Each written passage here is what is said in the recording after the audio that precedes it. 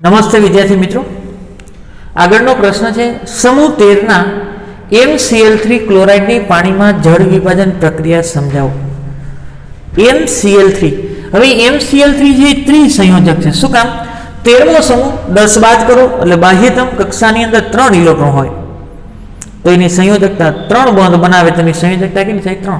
એટલે ત્રિસંયોજક સંયોજન કહેવાય. પણ ઇલેક્ટ્રોનની ભાગીદારીથી બનતા બોન્ડ છે માટેને શું કહેવાય? સહસંયોજક સંયોજનો. પાણીમાં જળ વિભાજન પામે, પાણીમાં જળ વિભાજન પામે એટલે કે પાણી સાથે પ્રક્રિયા કરે. ટ્રાયક્લોરાઇડ MCl3 સંયોજનો પાણીમાં જળ વિભાજન પામે અને ચતુષ્ફલકીય MOH4- સંકીર્ણ આયન બનાવે. એન આયન એટલે કે ઋણ આયન. એન આયન એટલે શું થાય? ઋણ આયન બનાવે. જેમાં તત્વ M sp3 સંકરણ ધરાવે છે. તત્વ M શું ધરાવે છે? sp3 સંકરણ. દાખલા તરીકે આનું ઉદાહરણ લો. દાખલા તરીકે અહીં M તરીકે હું એલ્યુમિનિયમ લઈ લઉં. LOH4 ટાઈમ કાઉન્સ ઉપર માઇનસ તો એને એન આયન કહેવાય. એલ્યુમિનિયમનો પરમાણુ ક્રમાંક 13. હિલિયમ પછીની ઇલેક્ટ્રોન નાખો. નિયોન પછીની. નિયોન એટલે 10, આ 3s અને આ 3p. આ 10, આ 11, આ 12, આ 13 ઇલેક્ટ્રોન થયા. અહીંયા એલ્યુમિનિયમનો ઓક્સિડેશન આંક, એલ્યુમિનિયમનો ઓક્સિડેશન આંક +3 છે. એલ્યુમિનિયમનો ઓક્સિડેશન આંક +3 ચેક કરી લઈએ.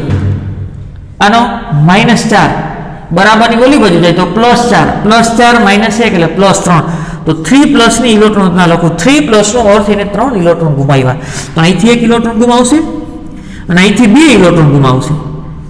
ઓકે, હવે આની ઇલેક્ટ્રોન ના લખું LOH4- નિયોન.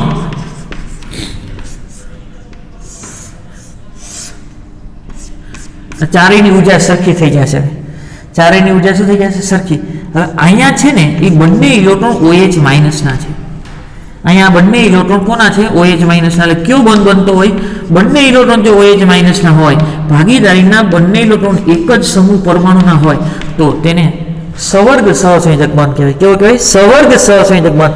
અહીંયા એક કક્ષક S નો ઉપયોગ થયો છે અને P કક્ષક 3 નો ઉપયોગ થયો છે એટલે સંકરણ કયું થાય? sp3. એટલે યાદ રાખો sp3 સંકરણ થતું હોય ને એનો આકાર સમચતુષ્ફલકીય હોય. આ L, આ OH, બીજો OH, ત્રીજો OH અને આ ચોથો OH. અને કાઉન્સ ઉપર શું લખી નાખું? માઇનસ. કેવો આકાર થાય? સમચતુષ્ફલકીય. કેવો આકાર થાય? સમચતુષ્ફલકીય. આગળ વધુમાં જો જલીય એસિડિક હોય, વધુમાં જો જલીય દ્રાવણ એસિડિક હોય તો તેઓ અષ્ટફલકીય સંકીર્ણ બનાવે. જો એસિડિક જલીય દ્રાવણ હોય તો અષ્ટફલકીય સંકીર્ણ બનાવે. દાખલા તરીકે આ લો, એમાં LH2O 6 3+. અહીં એલ્યુમિનિયમની ઇલેક્ટ્રોન રચના લખું. નિયોન પછીની આ 3s, આ 3p, 1 2 3 4 અને 5 આ 3d. આ 10 11 12 અને 13.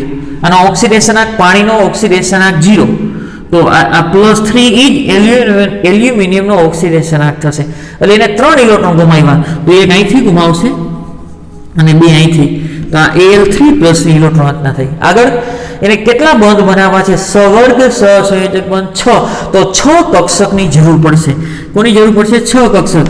LH2O 6 3+, 1 2 3 4 5 અને 6. આ 6 કક્ષક લઈ લો. કેટલી કક્ષક? 6. 1 2 3 1 2 3 4 5 અને આ 6. 1 2 3 4 5 6 1 2 3 વધી 6 બંધ બનાવવા છે તો 6 કક્ષકની જરૂર પડે. આ કક્ષક ખાલી છે અને ભાગીદારીના બંને ઇલેક્ટ્રોન H2O ના હશે. 6 H2O ઇલેક્ટ્રોન યુગ્મનું શું કરશે? દાન. આ બધા જ ઇલેક્ટ્રોન કોના છે? 6 પાણીના. આ એક પાણીના ઇલેક્ટ્રો યુગ્મ, આ બીજા, ત્રીજા, એવી રીતે 6. આ એક એસની કેટલી કક્ષક છે? 1. પીની કેટલી છે? 3. અને ડીની કેટલી છે? 2. તો sp3d2 સંકરણ થાય. કયું સંકરણ થાય? sp3d2. તો એસિડિક દ્રાવણ હોય તો આવું સંકીર્ણ બને અને એનો આકાર એવું કે છે AlCl3 અષ્ટફલકીય આવું બનાવે સંકીર્ણ. AlH2O6 3+ આયન બનાવે, જેમાં એલ્યુમિનિયમ પરમાણુ sp3d2 સંકરણ ધરાવે, sp3d2, અને જેનો આકાર કેવો છે? અષ્ટફલકીય. કેવો આકાર છે? અષ્ટફલકીય. આ રીતે અષ્ટફલકીય થશે. આ એલ્યુમિનિયમ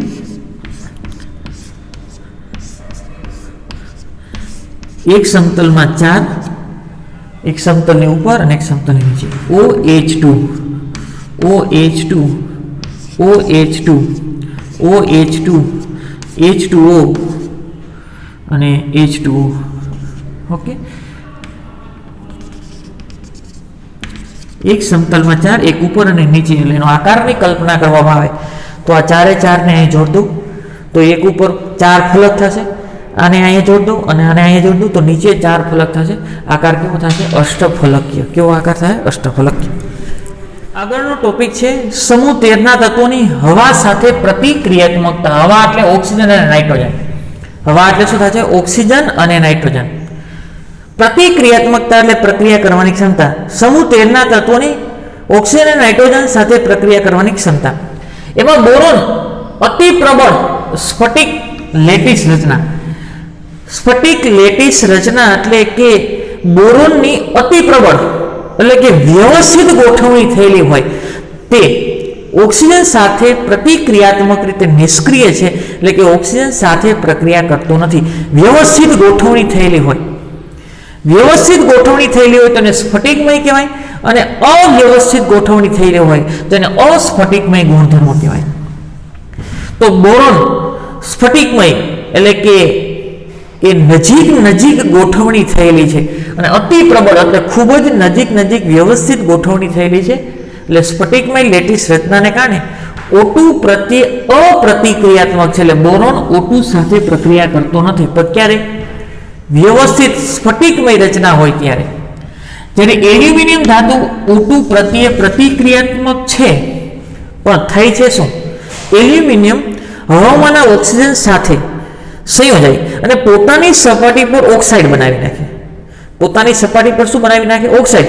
હવે ઓક્સાઇડ બન્યું એ આવરણ નિષ્ક્રિય થઈ ગયું, પછી એ વધુ પડતા ઓક્સિજન સાથે પ્રક્રિયા કરતો નથી.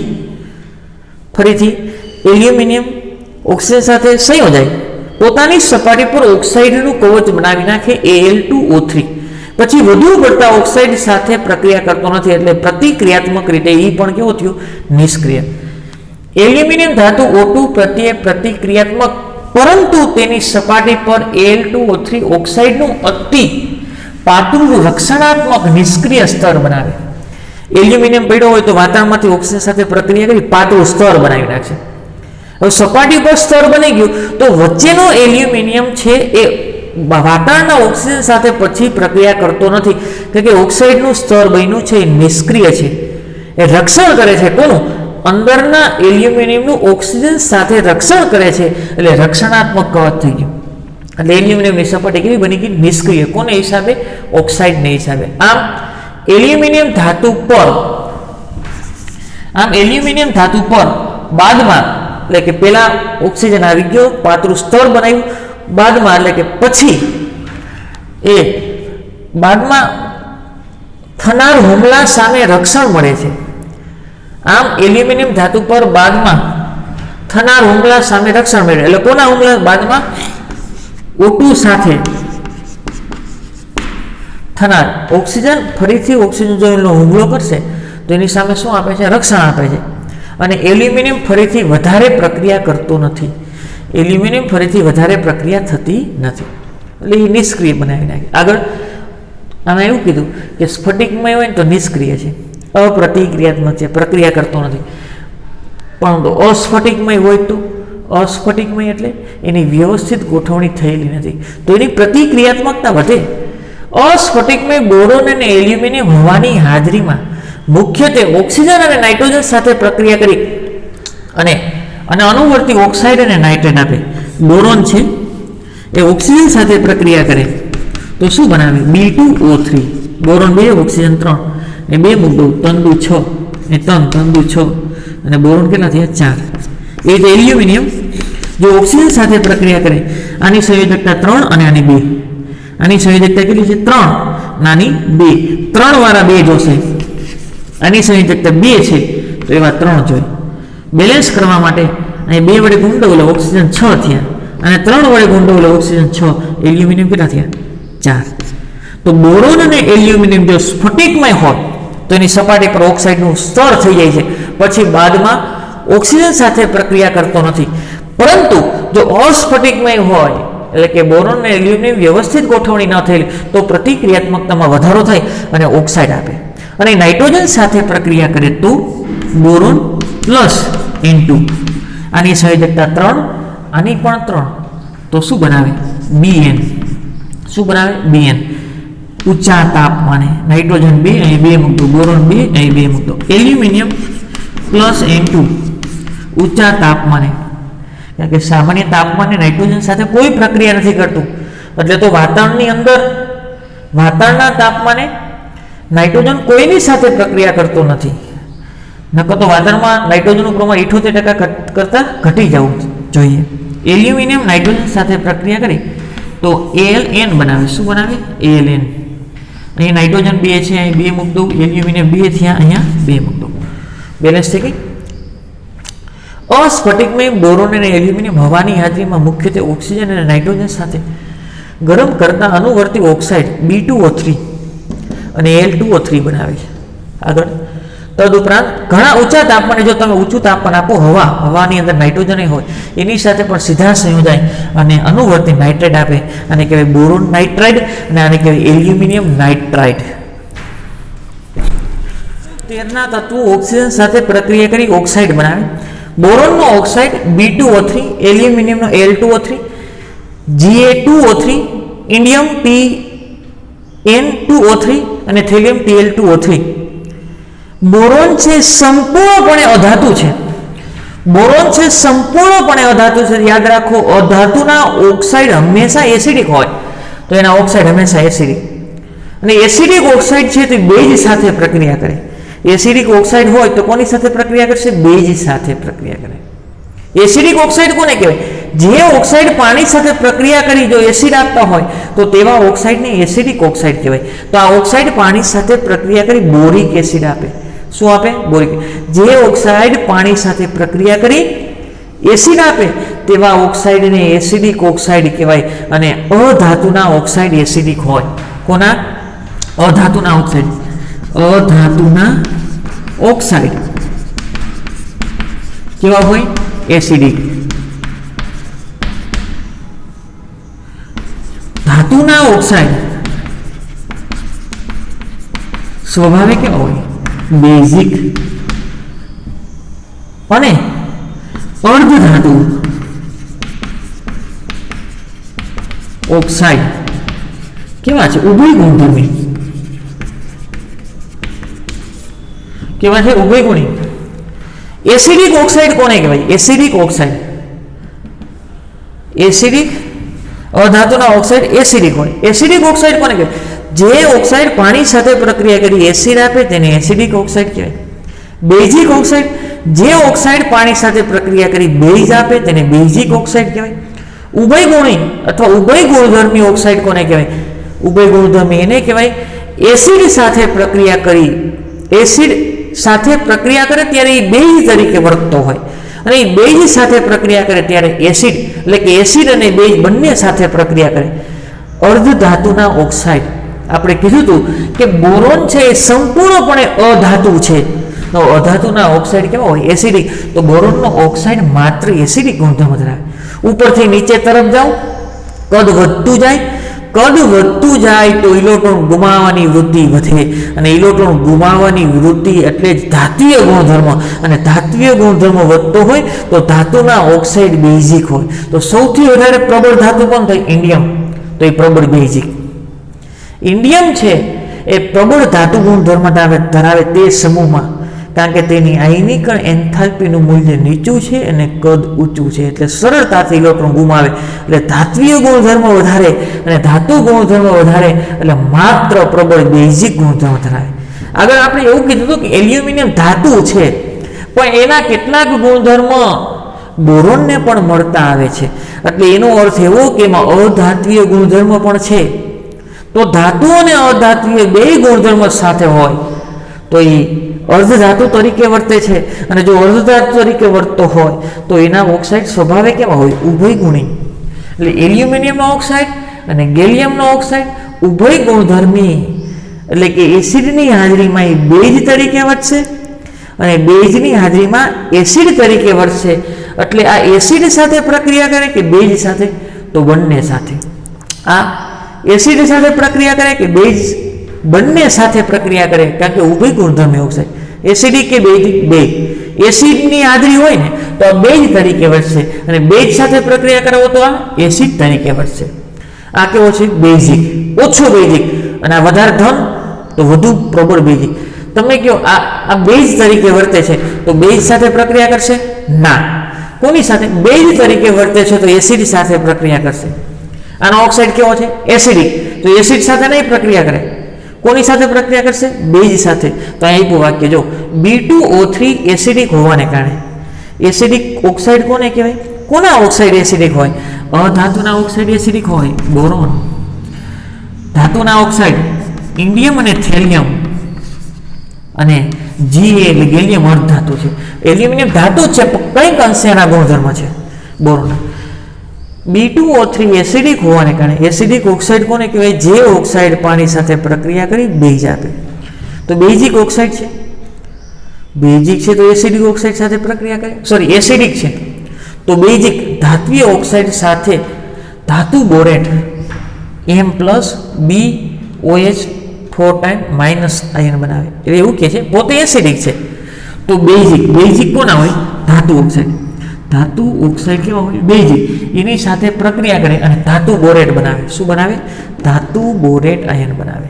દાખલા તરીકે આવું હોય B2O3, એ જો NaOH સાથે પ્રક્રિયા કરે, NaOH સાથે, તો અહીં ધાતુ બોરેટ બનાવે. ધાતુ બોરેટ બને. આ એસિડિક ગુણધર્મ ધરાવે તો કોની સાથે પ્રક્રિયા કરે? બેઝ સાથે. આગળ Al2O3 અને Ga2O3 એ અર્ધધાતુ છે તો ઉભય ગુણધર્મી હોવાથી એસિડ અને બેઝ એમ બંને સાથે પ્રક્રિયા કરે છે. જો એસિડ સાથે પ્રક્રિયા કરતો હોય ત્યારે બેઝ તરીકે વર્તતો હોય અને બેઝ સાથે પ્રક્રિયા કરે તો એસિડ. બંને સાથે પ્રક્રિયા કરે છે માટે એને ઉભય ગુણધર્મી કહેવાય. જ્યારે Tl2O3 એ તો સંપૂર્ણપણે ધાતુ છે અને ધાતુ હોવાને કારણે એ બેઝિક ગુણધર્મ ધરાવે અને બેઝિક ગુણધર્મ ધરાવે તો પ્રક્રિયા કોણ કરે? એસિડ સાથે જ માત્ર પ્રક્રિયા કરે. આગળનો ટોપિક છે એસિડ અને આલ્કલી પ્રત્યે પ્રતિક્રિયાત્મકતા. એસિડ, આલ્કલી એટલે બેઝ. એસિડ, આલ્કલી એટલે બેઝ. મધ્યમ તાપમાને બોરોન તત્વ એસિડ કે બેઝ સાથે પ્રક્રિયા કરતું નથી. જો બોરોન અનિયમિત વર્તણૂક ધરાવે છે પોતાના સમૂહમાં, બોરોન છે એસિડ કે બેઝ સાથે પ્રક્રિયા કરતું નથી. ક્યાં તાપમાને? સામાન્ય તાપમાને, વાતાવરણના તાપમાને. બોરોન એસિડ કે બેઝ કોઈની સાથે નથી પ્રક્રિયા કરતું. જ્યારે એલ્યુમિનિયમ એસિડ સાથે પ્રક્રિયા કરે છે અને બેઝ સાથે પ્રક્રિયા કરે છે એટલે ઉભય ગુણધર્મી સ્વભાવ ધરાવે છે. જ્યારે એલ્યુમિનિયમ ધાતુ ખનિજ એસિડ એટલે અધાતુના એસિડ હોય ને એને ખનિજ એસિડ કહેવાય. અધાતુના એસિડ એને ખનિજ એસિડ કહેવાય.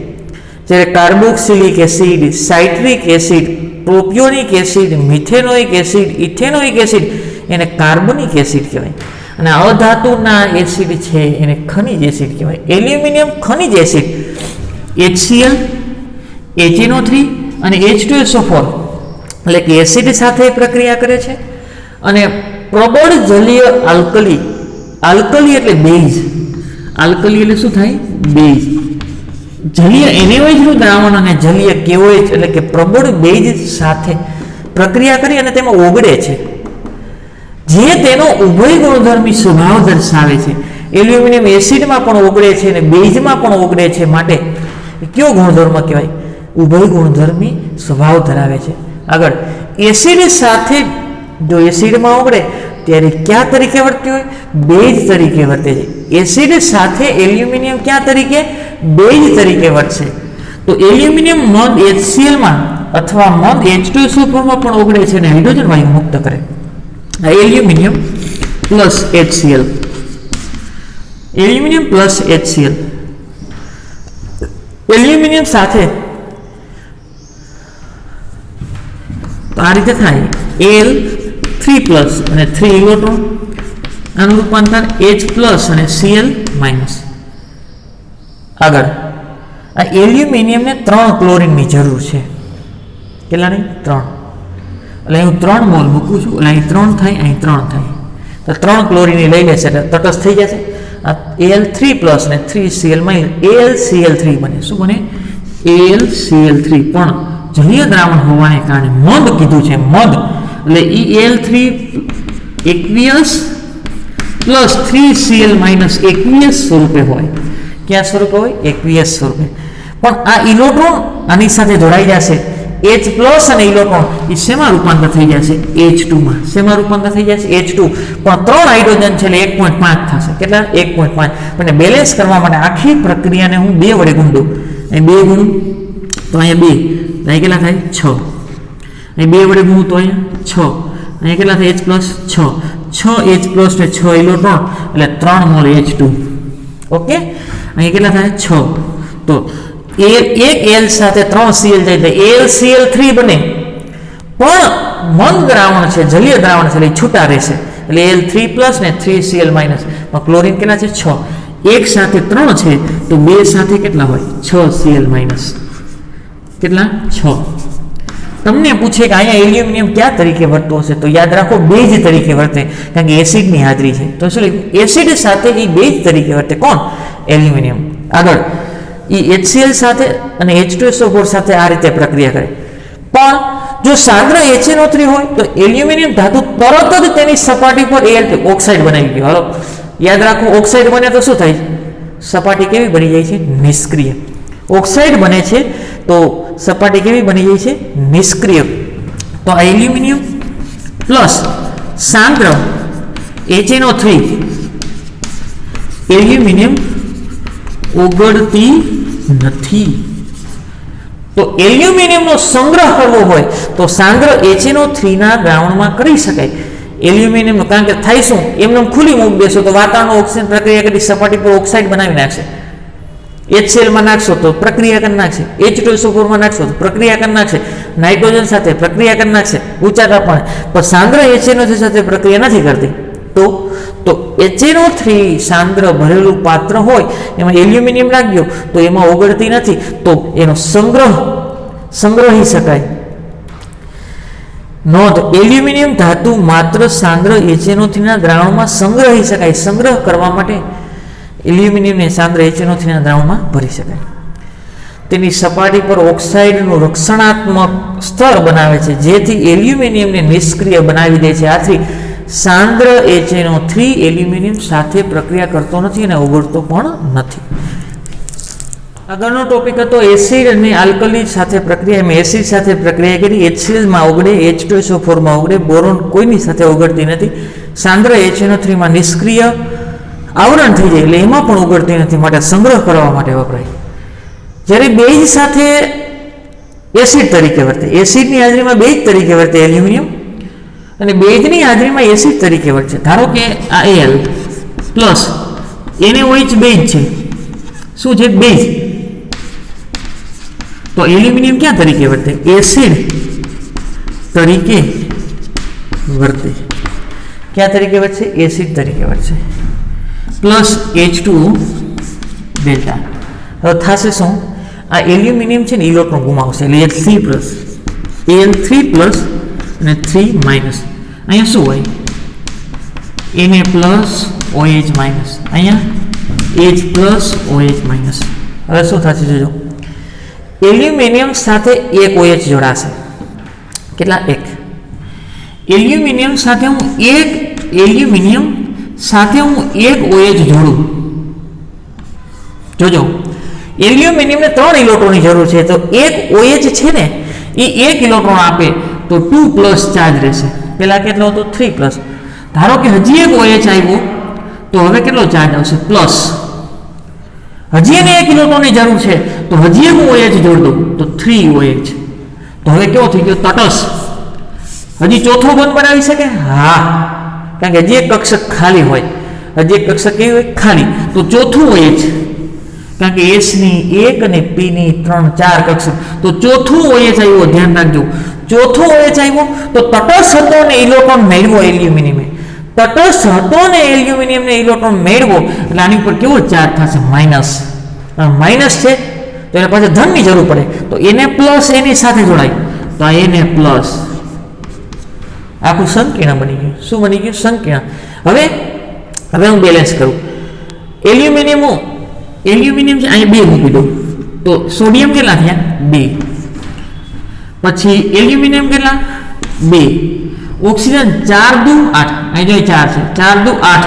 8 ઓક્સિજન થવા જોઈએ તો અહીંયા 2 છે તો હજી 6 ઘટે તો અહીં 6 મૂકી દઉં. કેટલા મૂકું? 6. તો શું થાય? જો આ 6 પછી આ 6, અહીં 2 મૂક્યા તો આ 2 અને આ 2, અને અહીંયા 2 મૂક્યા તો આ 2 અને આ 6 ઇલેક્ટ્રોન. તો સમાઈ ગયા બધા 8 હોય છે. 6 અહીંયા અને 6 અહીંયા, સોરી 6 અહીંયા અને 2 અહીંયા, 8. એને પ્લસ સચવાઈ ગયા. હવે વધ્યું છે શું? આ 6 ઇલેક્ટ્રોન અને 6 H પ્લસ. તો H પ્લસ છે એ 1 ઇલેક્ટ્રોન મેળવે તો H મુક્ત મૂલક બને. બીજો H પ્લસ 1 ઇલેક્ટ્રોન મેળવે તો મુક્ત મૂલક બને. આ મુક્ત મૂલક ઇલેક્ટ્રોનને શું કરે? ભાગીદારી. તો શેમાં ફેરવાય? H2. એમાં આપણે આગળ 6 છે તો 3 મોલ H2 બનશે. શું બનશે? 3 મોલ H2. અહીંયા એલ્યુમિનિયમ 2 જ સાથે પ્રક્રિયા કરે છે ત્યારે એ એસિડ તરીકે વર્તે છે. ક્યાં તરીકે? એસિડ તરીકે વર્તે છે ત્યારે એ ડાયહાઇડ્રોજન વાયુ મુક્ત કરે. આ વાયુ છે ગેસ, અને આ એકવીએસ એટલે જલીય દ્રાવણ છે, અને તમે છૂટા પણ લખી શકો. આગળ હેલોજન પ્રત્યે પ્રતિક્રિયાત્મકતા. સમૂહ 13 ના તત્વો. હેલોજન X2 સાથે પ્રક્રિયા કરે તો શું બનાવે? MX3 ટ્રાયહેલાઇડ. શું બનાવે? ટ્રાયહેલાઇડ. અહીંયા M શું બતાવે? સમૂહ 13 ના તત્વો. જ્યાં X બરાબર ફ્લોરિન, ક્લોરિન, બ્રોમિન અને આયોડિન. ધારો કે બોરોન હોય તો BCl3, BF3, એલ્યુમિનિયમ હોય તો LF3, ગેલિયમ હોય તો GLF3, ઇન્ડિયમ હોય તો INF3 અને થેલિયમ હોય તો TLF3 એ સિવાયના, સોરી TLI3 છે. શું કામ એ ખ્યાલ? ફ્લોરિન થેલિયમનું ફ્લોરાઇડ સંયોજન મળે છે, ક્લોરાઇડ મળે છે, બ્રોમાઇડ મળે છે, પણ આયોડાઇડ નથી મળતું. કારણ કે આપણે કીધું હતું કે સમૂહમાં ઉપરથી નીચે તરફ આવો એમાં +3 ઓક્સિડેશન અવસ્થાની સ્થિરતા ઘટે. +3 ઓક્સિડેશન અવસ્થાની સ્થિરતા ઘટે. તો હકીકતમાં તો આવા છે ને હોવા જ ન જોઈએ. TLX3 થેલિયમના અહીંયા ઓક્સિડેશન આ કેટલો થાય? +3. કારણ ઉપરથી નીચે તરફ જાવ ને એટલે થેલિયમમાં +3 ઓક્સિડેશન અવસ્થા જોવા મળતી નથી, અને મળે તો ઓછા જ થાય હોય. મળે તો કેવા હોય? ઓછા જ થાય, કારણ કે થેલિયમની +1 ઓક્સિડેશન અવસ્થા વધારે થાય હોય. એટલે આ મળે છે તો એમાં 4 પ્રકારના 4 ધારો કે TLF3 હોય, પછી TLBr3 હોય, TLCl3 હોય અને TLI3 હોય. હવે આમાં તમે ચેક કરો તો કોની સ્થિરતા વધારે? અહીં ધારો કે હું Br લઈ લઉં, સોરી Cl, અને અહીંયા Br રાખું, Br3. આ બાજુ જાઉં તો કદ શું થાય? કદ વધે તો સ્થિરતા ઘટે. એક તો +3 વાળા સંયોજનોના ઓછા થાય છે, કારણ કે એની +1 ઓક્સિડેશન અવસ્થા વધારે થાય છે. એટલે +3 વાળા બધા મળ્યા, પણ એમાં ફ્લોરિનથી ક્લોરિન, ક્લોરિનથી બ્રોમિન ને બ્રોમિનથી આયોડિન તરફ જાવ, કદ વધે ને એટલે બંધ લંબાઈ વધે. બંધ લંબાઈ વધે એટલે બંધને તોડવા માટે આપવી પડતી ઉર્જા એને શું કહેવાય? બંધ વિયોજન એન્થાલ્પી. બંધ વિયોજન એન્થાલ્પી ઓછી થાય એટલે બંધ સરળતાથી તૂટે અને સ્થિરતા ઘટે. એટલે આની સ્થિરતા સૌથી ઓછી હોય એટલે મળતો નથી. સ્થિરતા ઓછી હોય એટલે મળતો નથી.